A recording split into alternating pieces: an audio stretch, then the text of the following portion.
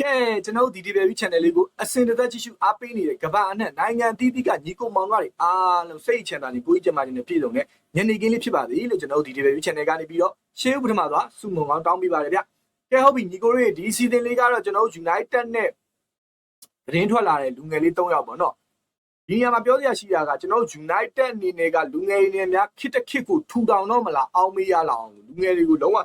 စောင့်ကြည့်နေတယ်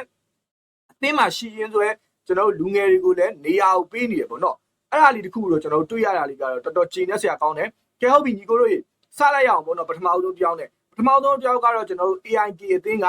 ဆွီဒင်သားလေးပေါ့နော်ကျွန်တော်16နှစ်စွန်းစွန်းပဲရှိသေးတယ်သူ့ရဲ့တက်ကသူ့နာမည်ကညီကိုတို့ Kevin Feeling လို့ခေါ်တယ်ပေါ့နော်သူကကျွန်တော် AIK အသင်းမှာဆိုပြီးမဲ့သူက AIK အသင်းနဲ့အတူတူကျွန်တော်တို့9ပွဲထိကိုပါဝင်ထားတယ်ကျွန်တော်တို့ဂိုးအနေနဲ့ကသူက2ဂိုးတိတိကိုတွင်းထားတယ်ပေါ့နော်ပြောချင်တာကဒီလူငယ်လေးကိုကျွန်တော်တို့ United အသင်းကဒီဇန်နဝါရီအပြောင်းရွှေ့မှာတေချာပေါက်ကိုတခြားအသင်းတွေမမြင်ခင်လက်ဦးမှုတော်တော်ကိုတန်းပြီးတော့ယူမယ်လို့ကျွန်တော်အနေနဲ့ထင်တယ်ဒီကစားသမားလေးကိုခေါ်မယ်ဆိုကုန်ကြစိတ်ကလည်းတော်တော်လေးကိုနဲတယ်ကျွန်တော်တို့1.63ဝန်းကျင်လောက်ပဲကြာမှာဆိုတော့ကျွန်တော်တို့ပေါင်3သန်းဝန်းကျင်လောက်မှမကြဘူးပေါ့နော်ညီကိုတွေနော်ဒါပေမဲ့ကျွန်တော်တို့စာချုပ်ချုပ်ဖို့တွေဘာတွေထိပါကျွန်တော်တို့အနေနဲ့တော်တော်လေးနီးစပ်နေပြီလို့သိရတယ်ပေါ့နော်ပြောချင်တာကနှုတ်အားဖြင့်သဘောတူညီမှုကတော့ရပြီဒီကစားသမားကိုခေါ်ဖို့တော့က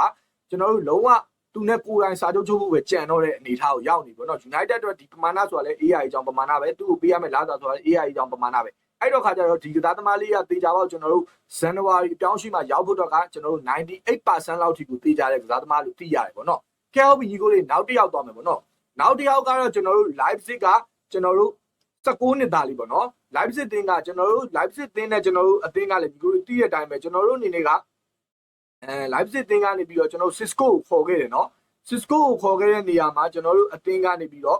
့ကျွန်တော်တို့ Christopher Vive ကိုရိုင်းကခေါ်ခဲ့တာပေါ့နော်ဒီလူကိုရိုင်းကပဲအခုချိန်မှာလဲကျွန်တော်တို့ဒီကစားသမားလေးကိုပေါ့နော်သူ့နာမည်ကကျွန်တော်တို့ Asanwe Drago လို့ခေါ်တယ်ဒီကိုလေးနော်19နှစ်သားလေးကျွန်တော်တို့ညာကြီးအားတန်တဲ့ကစားသမားကျွန်တော်တို့ CM ကစားသမားပေါ့နော်19နှစ်ဆိုလို့ညီကိုလေးဒီနေရာမှာသူ့ကိုလုံးဝအထင်သေးလို့မရဘူးဒီကဲ Leipzig အသင်းကြီးနဲ့အတူတူသူ့အနေနဲ့ကဒီရာဒီမှာကျွန်တော်တို့17ပွဲအထိကိုကျွန်တော်တို့ပါဝင်ထားတယ်ကျွန်တော်တို့ဂိုးအနေနဲ့က2ဂိုးသွင်းတယ်2ဂိုးဖန်တီးထားတယ်ဒီရာဒီ Leipzig ကကျွန်တော်တို့ပြောရမယ်ဂျာမန်ပိုကယ်ဘာညာနဲ့မှညီကိုတွေပွဲအနေနဲ့ကသူ့အနေနဲ့က10ပွဲ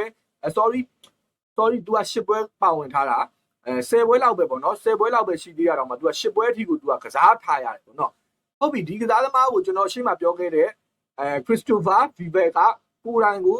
Christopher Vive ကကျွန်တော်တို့ Cisco ကိုကျွန်တော်တို့ United အသင်းကိုခေါ်တဲ့အချိန်မှာလဲသူကအစအဆုံးလုပ်ပြီးခဲ့တဲ့သူပေါ့နော်သူကိုယ်တိုင်ဥဆောင်ပြီးတော့ပဲဒီကစားသမားလေးကိုကျွန်တော်တို့အသင်းကိုခေါ်ဖို့အတွက်လုပ်နေရပါတော့ဒါပေမဲ့ဒီနေရာမှာဒီကစားသမားကအဓိကကစားသမားဖြစ်ပါဝင်နေတယ်အဲ့တော့နည်းနည်းလေးတော့ဒီကစားသမားလေးကခက်လိမ့်မယ်ပေါ့နော်ဒါပေမဲ့လည်းဒီဇန်နဝါရီအပြောင်းရွှေ့မှသာဒီကစားသမားကိုမရဘူးဆိုရင်တောင်မှကျွန်တော်တို့အနေနဲ့ကဒီကစားသမားကိုတေချာပေါက်ຫນွေရာသီမှာရဖို့ကကျွန်တော်တို့ရှေ့မှာပြောခဲ့သလိုပဲ98%လောက်တေချာတယ်ပေါ့နော်ဒါပေမဲ့ဒီကစားသမားက live စစ်တဲ့တူ9နှစ်စာချုပ်ချုပ်ထားတယ်2024မှာချုပ်ထားဆိုတော့2029ထိစာချုပ်တက်တန်းရှိနေတယ်ဒါပေမဲ့စာချုပ်ဖြတ်သိမ်းကြီးဘာညာနဲ့မှညီကိုတွေ10တန်းလောက်ပဲကြာ10တန်းဆိုတဲ့ပမာဏက United က AI ကြောင့်ပေးနိုင်တယ်ညီကိုတို့ကနော်နောက်တစ်ခုကဒီကစားသမားက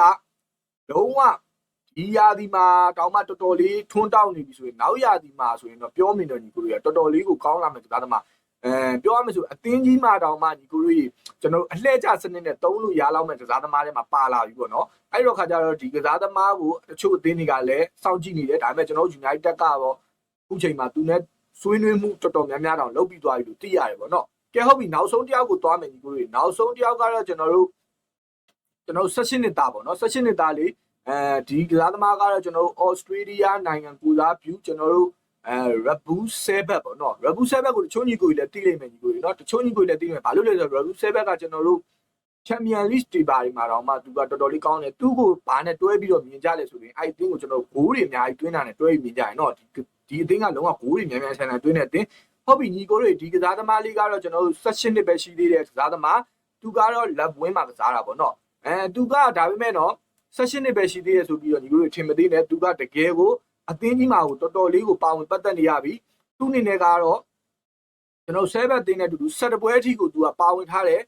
17ပွဲဆိုတဲ့ပမာဏကညီကိုတော်တော်များတယ်ပေါ့နော်ဒီအသင်းကခုမှသူတို့အသင်းကမှ73ပွဲလောက်ပဲဒီရာသီမှာကန်ထားတဲ့အချိန်မှာသူက17ပွဲကိုသူကပါဝင်ထားတယ်၄ဂိုးထိကိုတွင်းထားတယ်ညီကိုနော်သူကတော့ဘယ်ချီအားတန်တဲ့ကစားသမား တကိုးဖန်တီးမှုလုပ်ထားတယ်သူ့နာမည်ကတော့ကျွန်တော်တို့ Alex Virovic လို့ခေါ်တယ်ဒီကိုတွေ Alex Virovic ပါနော်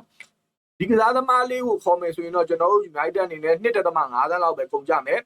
ပေါင်တန်းပြောရမှဆိုရင်အတက်ဝန်ထဲမှာဒီကိုတွေ3 သန်းလောက်ပဲကုန်မယ်ပေါ့နော်3 သန်းလောက်နဲ့ကျွန်တော်တို့18နှစ်သားကောင်းကောင်းလေးအတွေ့အကြုံလည်းပြောရမယ်ဆိုရင်သူ့အနေနဲ့အထိုက်လေးရောက်ရှိနေတဲ့ကစားသမားလေးကိုရမှာဖြစ်တဲ့အတွက်ကျွန်တော်အနေနဲ့ကတော့ဒီကစားသမားလေးကိုလည်း United အနေနဲ့အများဆုံးလက်ဦးမှုယူသင့်တယ်လို့ထင်တယ်တကယ်လည်းဒီဇန်နဝါရီပြောင်းရွှေ့ပါဒီ transfer တွေကတော်တော်လေးကိုဖြစ်နိုင်ဖို့ 85% လောက်ထိပေးကြရပေါ့နော်နောက်တစ်ခုကတော့ညီကိုတို့ကျွန်တော်တို့ United အသင်းကသိကြတဲ့အတိုင်းပဲလူငယ်ကစားသမားလေးတွေတော်တော်များများကို training မှာတော့မှကျွန်တော်တို့မြင်နေရပြီလို့သိရတယ်အဲ့ဒါကတော့တခြားမဟုတ်ဘူးကျွန်တော်တို့အသင်းရဲ့ academy တွေ18နှစ်အရွယ် Jane Overy ကိုကျွန်တော်တို့ Amorin ကနှစ်သက်သဘောကျတာဖြစ်တဲ့အတွက်3ချိန်တိုင်ကိုကျွန်တော်တို့အသင်းကြီးနဲ့ training ဆင်းဖို့တွေ training တွေကိုပူးပေါင်းမှုတွေကိုပြောပြီးတော့ဒီကလေးက training ဆင်းနေပြီးတော့နောက်ထပ်ကစားသမားတွေအများကြီးရှိသေးတယ်နော်အထူးထွေတောင်မိတ်ဆက်တရားမလို့ဗျာဟိုတလောမှာကျွန်တော်15နှစ်ပြည့်သွားတဲ့ကျွန်တော် GG ကာဘီရဲ့တို့ဘာလို့ဆိုရင်လဲ United အသင်းကြီးမှာကို training တွေဆင်းနေရပြီပေါ့နော်နောက်တစ်ယောက်ရှိသေးတယ်ညီကိုတွေနောက်တစ်ယောက်ကတော့ကျွန်တော်တို့ရှီယာလက်စီလို့ခေါ်တယ်သူကတော့16နှစ်ပဲရှိသေးတယ်16နှစ်သားလေးပေါ့နော်ဒီကစားသမားလေးကလည်းကျွန်တော်တို့ United ရဲ့အသင်းကြီးနဲ့ training တွေပူးပေါင်းနေပြီလို့သိရတယ်အဲ့တော့ခါကျတော့ဒီနေရာမှာကျွန်တော်တို့ဒီ video လေးမှာပြောချင်တာကကျွန်တော်တို့ United အသင်းအနေနဲ့ကလုံးဝကိုလူငယ်လေးတွေနဲ့ခစ်တခစ်ကိုထူထောင်နေပြီလားပေါ့နော်အဲ့ဒီမိကုန်းလေးပေါ့နော်ကဲဟုတ်ပြီညီကိုတွေကျွန်တော်တို့ United အသင်း Academy တို့တကယ်ကိုကောင်းတဲ့ကစားသမားလေးတွေကိုကျွန်တော်အနေနဲ့ video လေးတက်တပုတ်လုပ်ပေးပါမယ်ညီကိုတွေကိုကဲဟုတ်ပြီကျွန်တော်ရဲ့ video လေးကတော့ညီကိုတွေဒီလောက်ပဲပေါ့နော်ဘယ်ကစားသမားတွေကိုညီကိုတွေအနေနဲ့နှစ်သက်လဲဆိုတာကို comment section လေးမှာလည်းမှန်းခဲ့ပါအောင်ပေါ့နော်ကဲဟုတ်ပြီကျွန်တော်ရဲ့ video လေးကိုအဆုံးထိကြည့်ရှုပေးတဲ့ညီကိုမောင်ကတယောက်ချင်းစီအောင်ကိုကျွန်တော်အနေနဲ့ကျေးဇူးထူးတင်ရှိပါတယ်ဗျနောက်တစ်ခုကကျွန်တော် video လေးကိုကြိုက်နေတတ်တယ်ဆိုရင်လည်း like and subscribe လေးလုပ်ခဲ့ဖို့တော့မမေ့နဲ့အောင်နော်